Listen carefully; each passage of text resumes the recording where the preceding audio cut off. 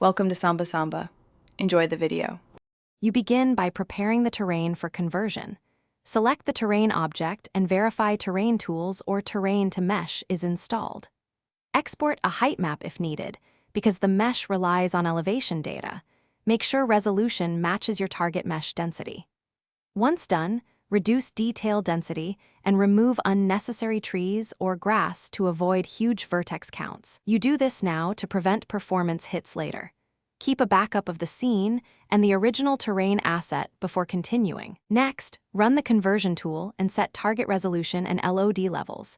This controls triangle count and playback performance, so balance fidelity versus cost. Generate UVs for proper texture mapping and recalculate normals to ensure correct lighting. Make sure the Mesh Collider option matches your physics needs. Then apply your terrain material and use a mesh simplifier to decimate triangles where detail isn't needed. Once you preview LOD transitions, you'll see how detail fades smoothly and why each setting matters. Finally, replace the terrain in the scene with the exported mesh prefab and bake lighting, reflection probes, and occlusion for consistent visuals.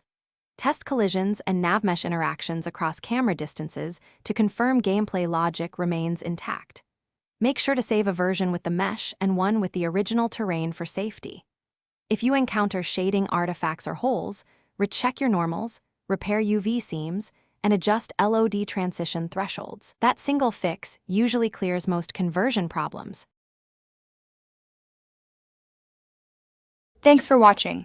Consider subscribing if we helped you.